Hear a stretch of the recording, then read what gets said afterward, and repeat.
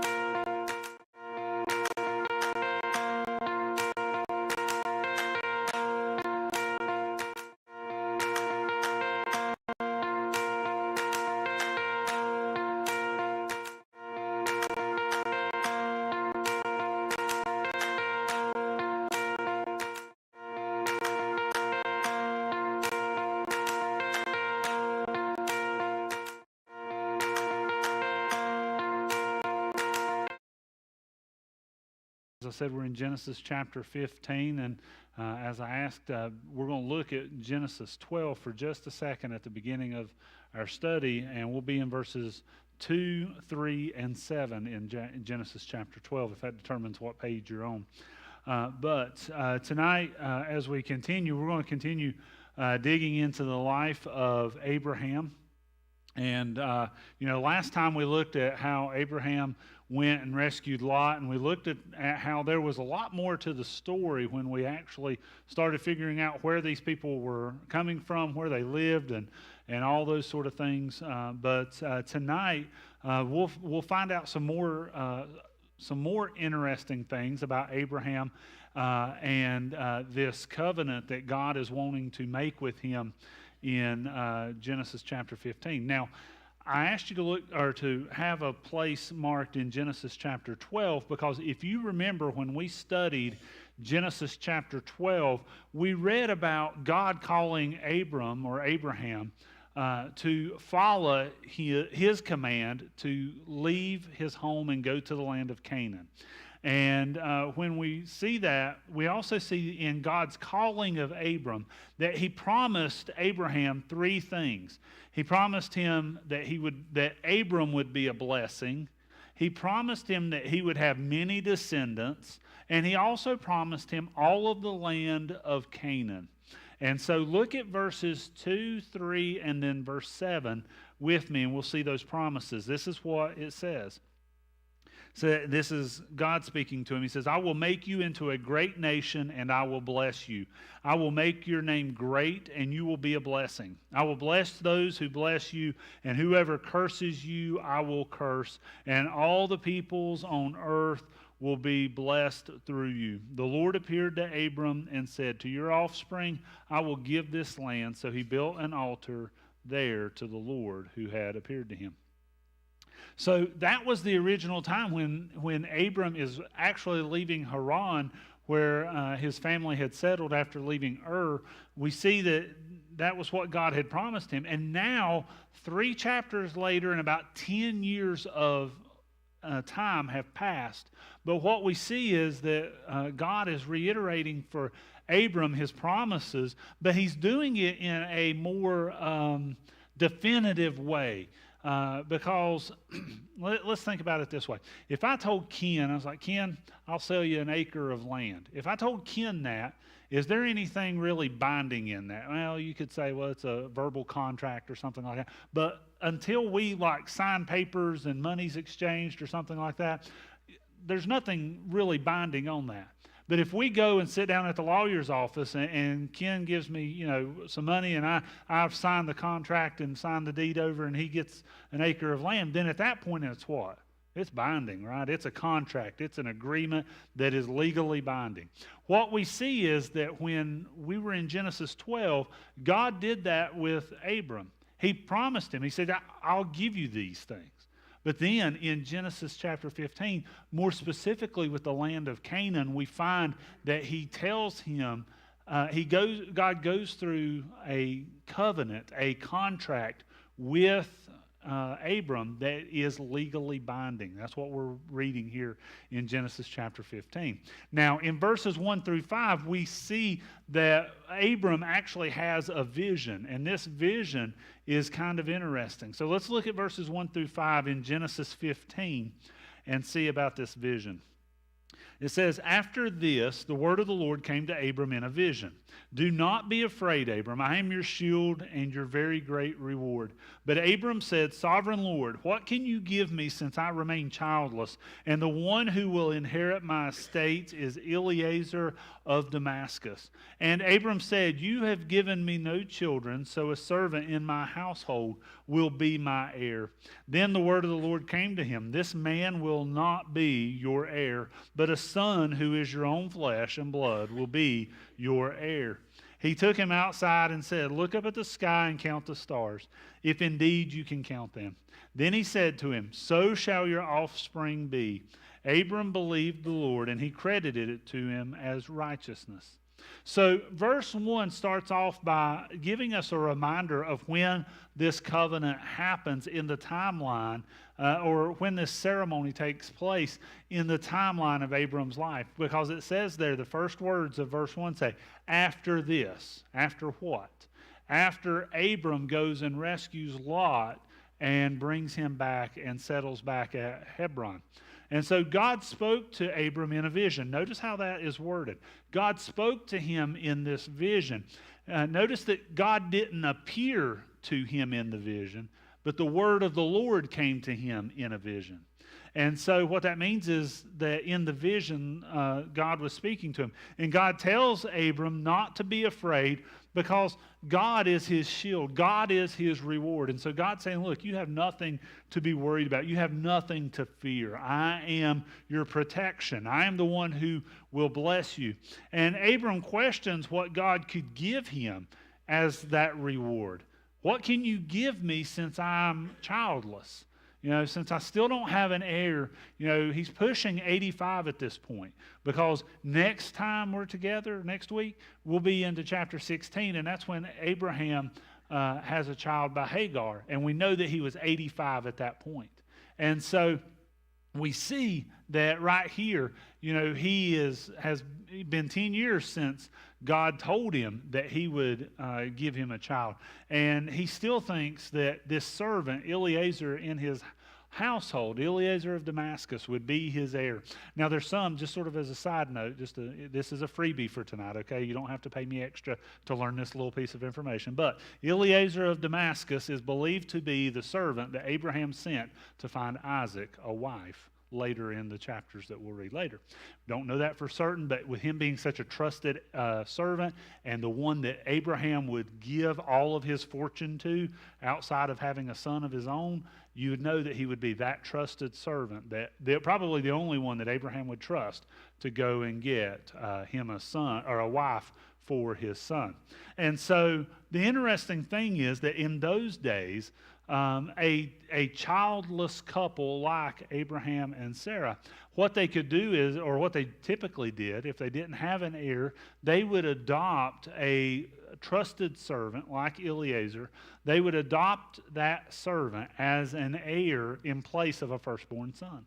And so that's why, to us it seems kind of unusual that they would just leave everything to a servant. But in their day, it was typical of those couples in their situation to legally adopt this servant and make them the heir to their wealth.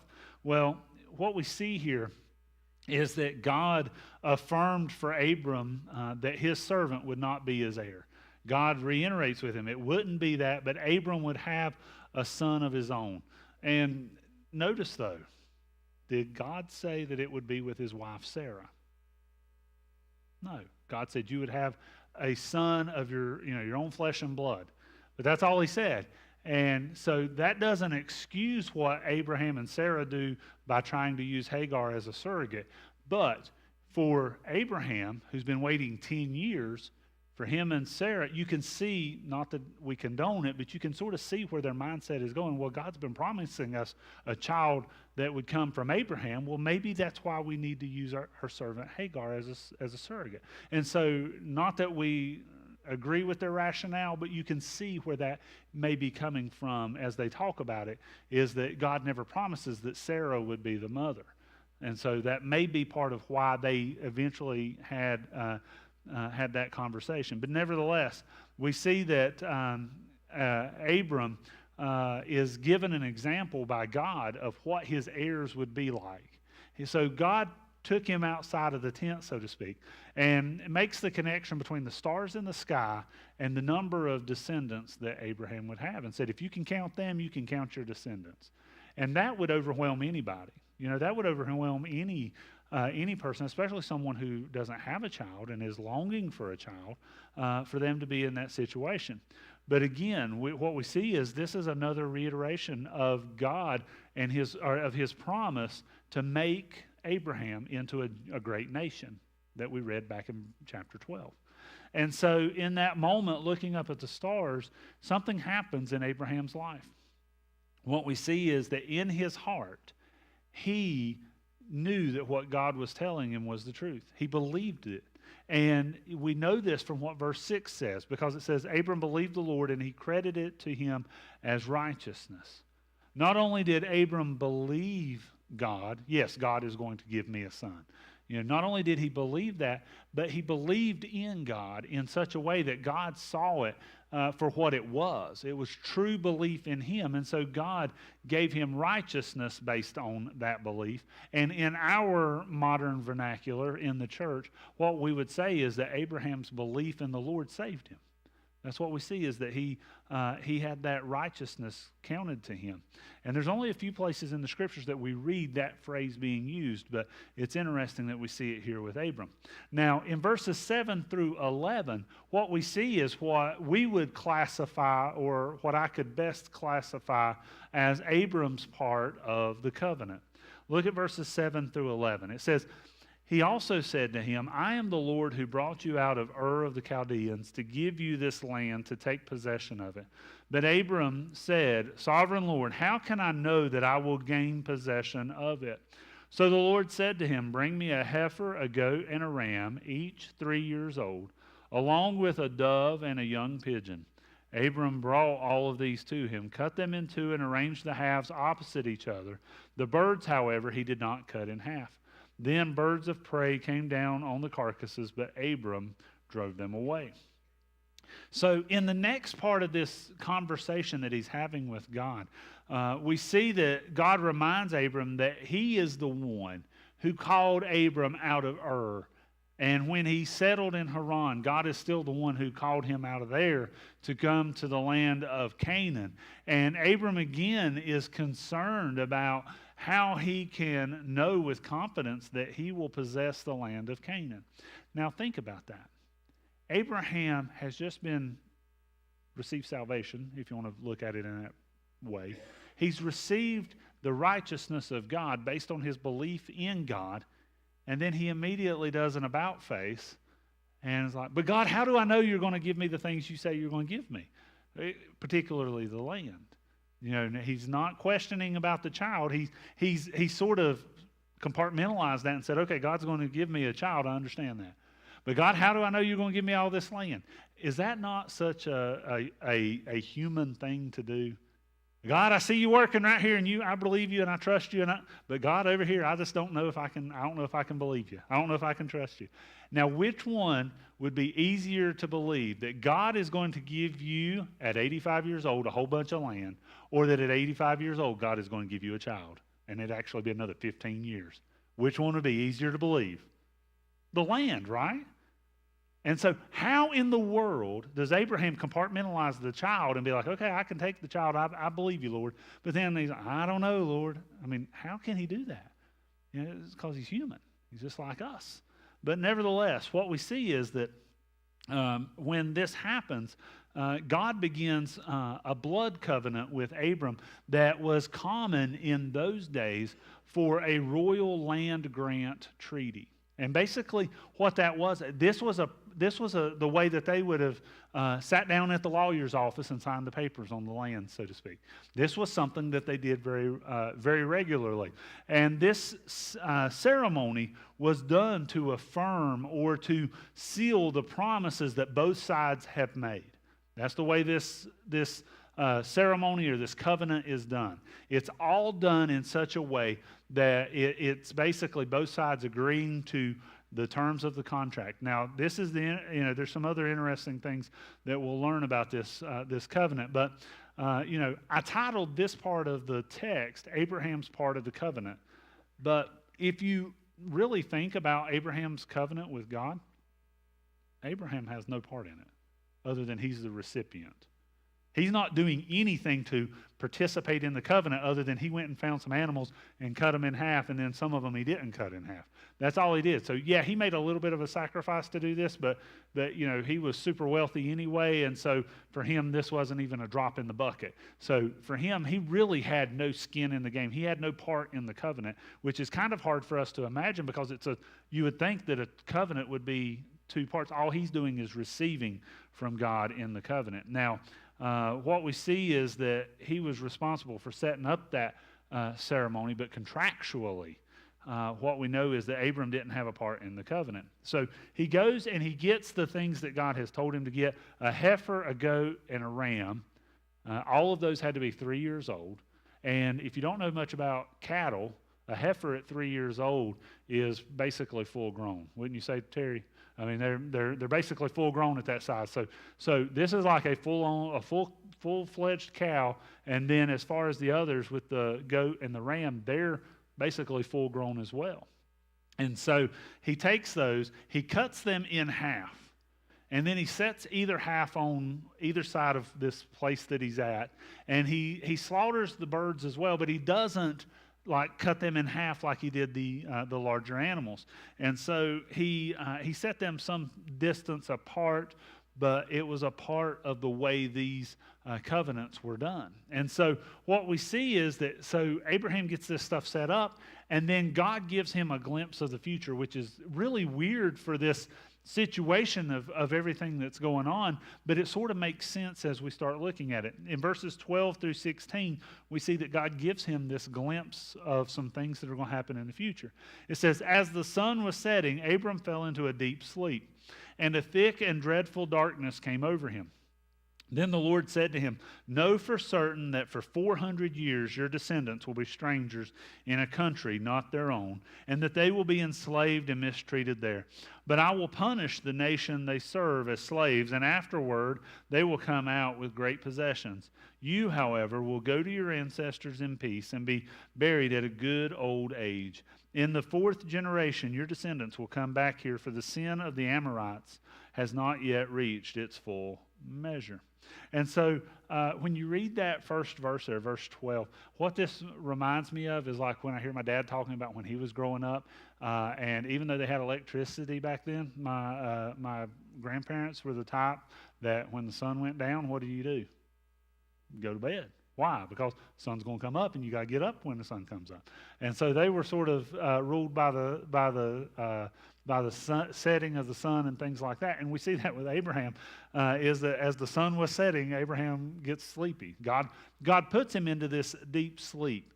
And it says a thick and dreadful darkness came over him. And the reason, one thing I read this week said that the reason this is made mention of, this thick and dreadful darkness that came over Abraham, is because it was almost like he was having a vision of a nightmare because of what was going to happen to his descendants.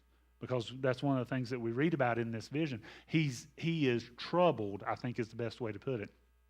He is troubled by what would happen to his great-great-great-grandkids. And he's troubled by the fact that they would be enslaved. And for 400 years they would be enslaved. And so, that was kind of interesting. That's why why this is referred to in this way.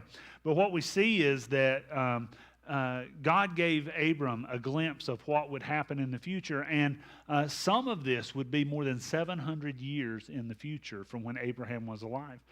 The first thing we see is Israel's Egyptian slavery. We see that, and that's what made him so fearful for his family in the future.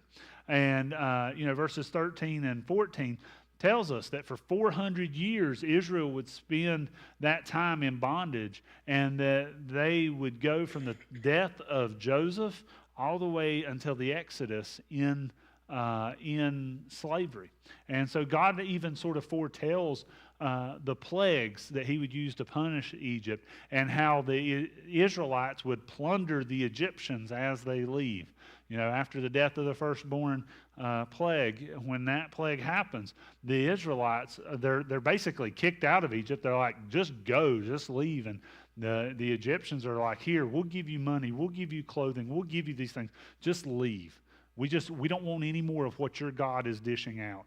And so God is even alluding to that 700 years earlier or during the days of Abram. But the second part of this glimpse of the future is that God tells Abram about his death. Now, how many people, and most people would be like, you know what, it would be nice to know, do I have 75 years? Do I have 89 years? Do I live to 110 or whatever? And Abram gets a little bit of a glimpse of that. Although he isn't told, you will die at this age and on this day and at this time. But what he is told is that you're going to live a good long life, and that you're going to die at a good old age, so to speak. And that's what he's promised, is that not only that, but he would die peacefully. That he didn't have to worry about the captivity and the slavery that his great-great-great-grandkids would have to worry about when they were there. And so we know from what we read in Genesis 25, 10 chapters from now, what we read there is that Abram lives from the covenant that we're reading about now until the day he dies. He lives another 90 years. He dies at the age of 175. And so God was faithful on that promise. He lived to a good old age and died in peace. But then the third thing we see about this vision or glimpse of the future is that God talks about the destruction of the Amorites. And so we're like, God, you're over here promising Abraham all these great things, and then you bring up this random people group over here that's in Canaan, during Abraham's day and one thing and another, and it seems so out of place. But what we see is that God promises that Abraham's descendants would one day conquer all of Canaan, basically, and would destroy the Amorites. That's what God is alluding to. And he mentioned that the sin of the Amorites has not yet reached its full measure. So what that means is, it's kind of interesting because we're like, well, what does that have to do with the Israelites and them in Egypt and Abraham now and all of those sort of things? But what it means is that the pagan idolatry of the Amorites that Abram knew in his day, those sins or those people would be the same people group that Joshua and the Israelites would have to conquer when they come in and take over the Promised Land 700 years later. Okay, so the Amorites would have been one of the people groups in the land of Canaan at the time of Joshua, as well as Abraham, and every year for the 700 years between the two of them. But what we see here is that God kept a measure of the Amorite sin, and he wouldn't let that sin go unpunished. We don't know what that sin was. Yes, it was probably like a lot of the Canaanite people. They had pagan idolatry. They were worshiping, fertility gods and storm gods and, all these different gods. They were probably sacrificing children. They were doing all of these things that God sees as sin. And God tells Abram that they just hadn't reached the full measure yet. He says, yes, I'm keeping track of their sin, and I'm going to punish them. But, God would use Joshua and Israel to punish the Amorites when they reached the limit with God, so to speak. I remember when my sister would get me in trouble when I was a kid, and my mom would say, "I've had it." What's she going to say? "I've had it up to here." And I thought, "But Mom, I'm up here," And then that just gets a whole lot worse. But we know what it's like as parents to say, "I've had it up to here with you," or to hear that from our parents. But that's what God is saying, is basically, when I've had it up to here with them, I'm going to let Israel and Joshua bring about the punishment that needs to be done with the Amorites. And so that's what God is telling Abram in this time of this vision, this glimpse of the future. He's telling him about his family's Egyptian slavery, about his own death, and then about the Amorites that he was seeing in the land around him, worshiping these pagan gods and all of the things that were going on. But in verses 17 through 21, the last few verses here, what we see here is God's part of the covenant, which is really the covenant, right? Because Abram really didn't have any part in the covenant other than to say, "Give me what you've got, God." And God is saying, "Here is what I have for you." And so in verses 17 through 21, we read it. It says, "When the sun had set and darkness had fallen, a smoking firepot and a blazing torch appeared and passed between the pieces. On that day, the Lord made a covenant with Abram and said, 'To your descendants I give this land from the river or wadi of Egypt to the great river, the Euphrates, the land of the Kenites, the Kenizzites, the Cadmonites, the Hittites, Perizzites, Rephites, Amorites, Canaanites, Girgashites, and Jebusites,'" and all the other ites in Canaan, whatever those would be. So after God shares with Abraham this glimpse of the future and sort of tells him some things that are going to happen, what we see is that he completes the covenant ceremony. God does that with Abram here at this time, because once it was dark and the sun had set, it's one of those cases, if we turned off the lights and went outside and tried to turn the lights off outside, there's still a lot of ambient light, right? I mean, just there's light from street lights and things like that. We're not really going to be able to get it very dark. But in this day, there was no ambient light other than from fires.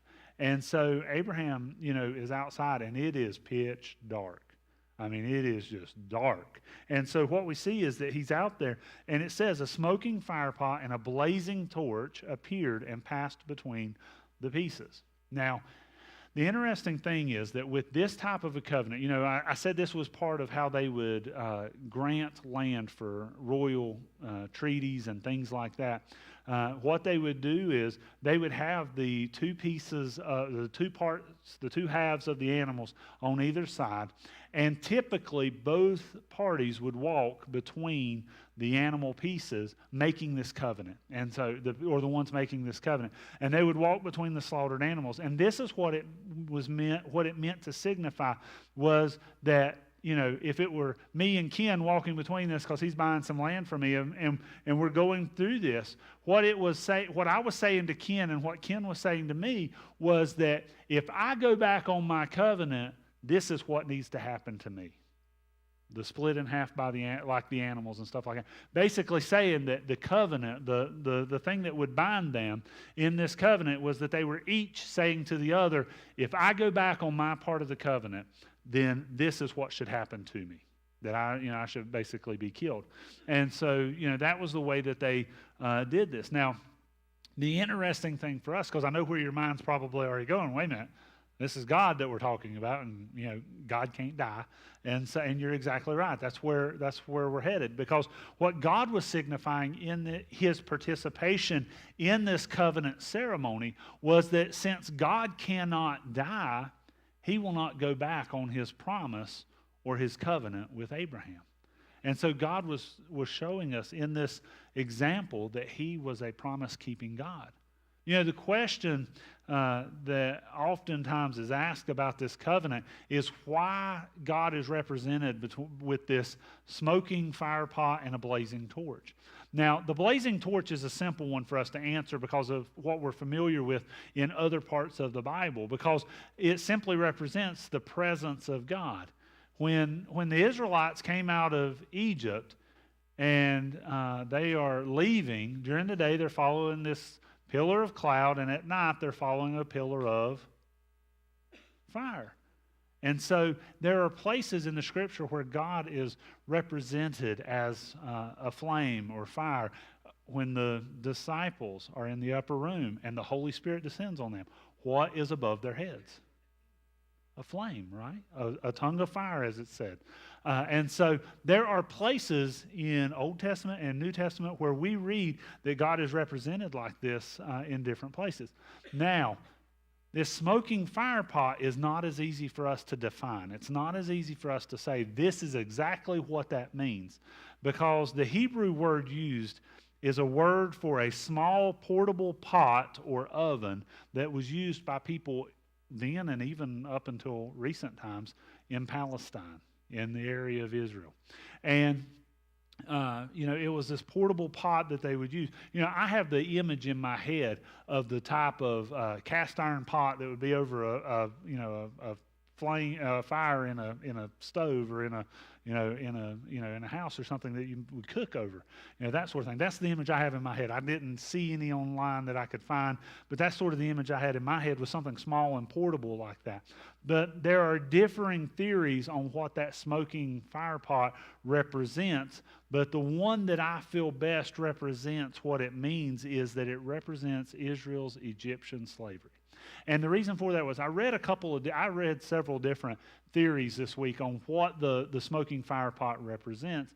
And the thought is that it represents Israel being taken into Egypt and then taken out of Egypt. But the fact that they were taken into Egypt because Egypt is referred to as an iron furnace in Deuteronomy 4, 1 Kings 8, and Jeremiah 11. And so I feel like that is probably the most accurate description of what that represents, because of what God has just told Abram about his family's descendants, that they would be in a country, they would be taken into a country. So this portable pot is taken through and used as an example there. But what we see is that God ends up finishing up this covenant ceremony after he passes through, represented by this torch and this pot. What we see is that God finishes by outlining the land that God would give Abram in this covenant. And so they didn't have surveyors and GPS and Google Maps like we have today, but the land that God promises him encompassed the area between the Euphrates River and the Wadi or River of Egypt. Now, some translations refer to it as a wadi, others refer to it as the River of Egypt, and that determines what may be your understanding of the land grant that God gave Abraham. And the reason for that is a wadi, W-A-D-I, is simply a seasonal river. It's a dry riverbed that for part of the year is nothing more than a dry riverbed. But during the wet season, so to speak, it will be a full-on river. And so the two ideas here, the two competing ideas for what would be considered the river of Egypt would include, what is the great river in Egypt? The Nile, or another wadi. So this is one belief, is that the land which would go from the Euphrates all the way to the Nile would be a lot bigger than the land that we typically see in the land of Canaan. And so there are some people who believe that this is the case, and that it would go, and think about it, I didn't even go very far down the Nile. I mean, it could have covered a whole lot more area. But interestingly, if this were the case of what God was giving to Abraham, it would include land from modern-day Egypt, Jordan, Lebanon, Syria, Kuwait, Iraq, Saudi Arabia, and Turkey, which would be a lot of land. Now think about it. Does this help you to understand a little bit about why so many in the Middle East want to destroy Israel? I mean, it's because, of things like this. I mean, if this were the case, then think about all the land that they would be responsible for today if they were given it. But that's if you go all the way over to the Nile. And where do you stop at the Nile? Do you go all the way down to the beginning of the Nile, or do you just pick an arbitrary point on the river and say, okay, well, this is it? Don't really know. But I'm going to ask Billy if he'll go to the next picture, which is another idea. That wadi of Israel of Egypt is a river called El Arish, and it's basically in the middle of the Sinai Peninsula. It doesn't go all the way down, cut it in half or anything, but it actually starts in the mountains here and goes towards the Mediterranean.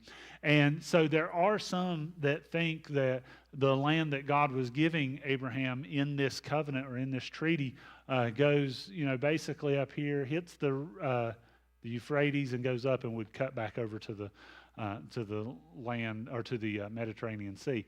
To put it in perspective, the earthquake that happened in Turkey and Syria is in this region right here. So, it is in the northern limits of what most likely was the land given to Abraham. But put that into perspective with the land that Pastor Nick was so artfully able to draw, that is the modern day Israel. When you look at it, there's a lot of land difference there between what God would have promised Abraham and what Israel actually is barely able to control today, with all the attacks from Palestinians and Iran and Hezbollah and all these different groups that are constantly attacking them. And so I tend to agree with this being the more likely land grant that God was promising to him during this covenant. But nevertheless, that's sort of where the chapter ends. It ends with God saying, "This is the land I'm giving you, from the Euphrates to the river of Egypt, and the land of whatever, all these people, the Kenites and all these people." And that would be the other part why I would say that more likely this was the land that was given to them, because down in here these were the Elamites and other people groups that are not referenced in it. Plus, the land of Egypt, he would have said, "I'm giving you the land of the Egyptians. I'm giving you the land of the Elamites," and all of this. And so it makes more sense, because the Kenites and the Perizzites and all those other ites that we talked about earlier were living in this region, in that area. So with that being said, we're going to close out by looking at the lesson that we learned from chapter 15 about Abraham's life, and that is that we learn that God is a promise-keeping God. That's what we see here. Because, as I said, nearly 10 years has passed in our study in the life of Abraham, from the time he was called out of Haran at 75 to the start of the next chapter. He'll be 85 years old. And in that 10 years of Abraham's life, God repeatedly promised him those three things: that he would be a blessing, that he would have a child, and that he would have the land of Canaan. And God had not wavered in the 10 years, even though Abraham's like, "Okay, God, I believe you about the child, but how can I believe you about the land?" Even though Abraham's sort of wavering and waffling back and forth and flip-flopping on his faithfulness or his belief or whatever it may be, God had never wavered in those 10 years on the promises that he had made to Abraham. And so when God made this blood covenant with Abraham, and he was agreeing that should he go back on his part of the covenant, then what was done to the animal should be done to him. And as I said earlier, since that can actually not happen because God cannot die, that means that God cannot go back on his part of the covenant. Because that cannot be done to him, that means he cannot go back on his part of the covenant. And that shows us that God is a promise-keeping God. And so when God makes promises to us, we can rest assured that he's going to fulfill those promises, that he'll keep those promises. Promises that he will be with us no matter what we face. Promises that his grace is sufficient for every situation in our life. Promises to forgive us of our sins when we believe in Jesus Christ. And so those promises were kept when he shared them with people in the Bible, and they will be kept with us as well. And so this is just another example for us of the fact that God is a promise-keeping God. We see it throughout the pages of Scripture in so many areas, but this is an example where we see that God is contractually binding himself to Abraham and saying, I'm going to keep this promise. There's no doubt that it will happen. And he did. What do we see is that eventually the land of Canaan is given to his descendants, and that they took control of it. And even during the kingdom of David and Solomon, it expanded even into probably the full measure of what God had promised Abraham. And so that is our study of Genesis 15. Are there any questions tonight? Yes, sir.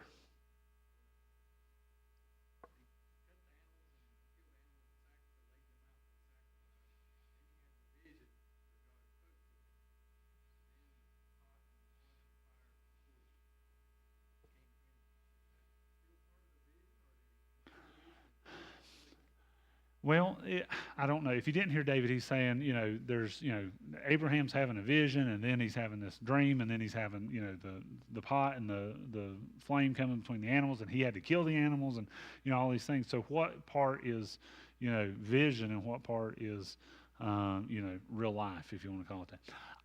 I don't have a good answer for that, because I thought about the same thing. Because as you read through there, there's no real clear-cut distinction as to when Abraham come out of his vision. You would think that if you're, cutting up animals, you're not doing that, sleepwalking, which, or in a vision or in a trance of some sort.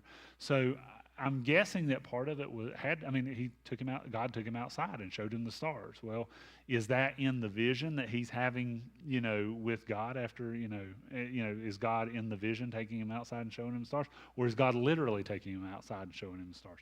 I didn't read anywhere where it said anything, one way or the other on that sort of thing.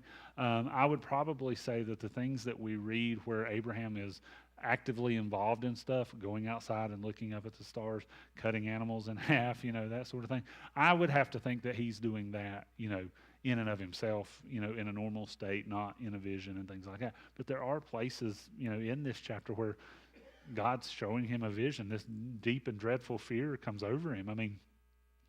He's asleep at that point, it even says. And so I think that there are parts where he's awake and lucid and knows what's going on, and then there's parts where he's just in the vision or dream. Yeah.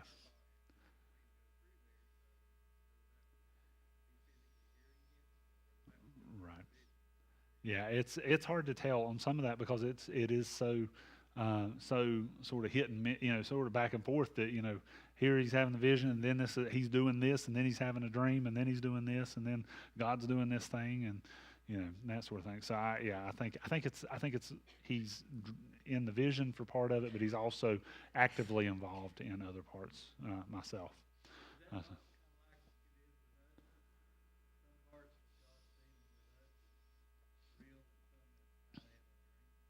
Yeah, and I think and I think it goes along with that is that there's times where we have to be actively involved in what God's doing, and there's other times we have to stop and let Him do His part. because he's the one that put Abram into the deep sleep. He's the one that showed him the vision. He's the one that was the fire pot and the torch moving through the animals. And those were parts where God was the one actively involved, but there's other parts where Abraham was. So, any other questions?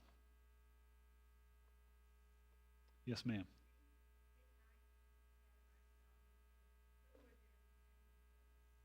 Who were they descendants of? They were descendants of Noah's son Ham, because Ham had a son named Canaan, and that's where the Perizzites and the Rephites and all those other ites came from.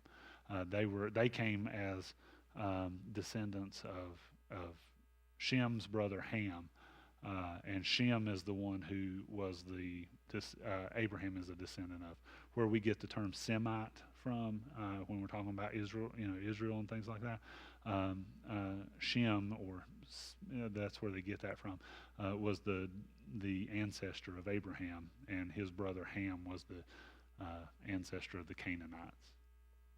I did read that this week too. I'm glad I saw that. Any other questions? Those are good ones. All right. Well, if there's not any more, next week when we come together, we will be in Genesis 16, and we'll be looking at when Abraham and Sarah think that it's a good idea to have a kid by Hagar, and so we'll see the start of a long feud, if you want to call it that, between the descendants of Ishmael and the descendants of Isaac, which continues to this day. This coming Wednesday night is our missions night, so our Baptist men will be in here, and our WMU will be in the choir room.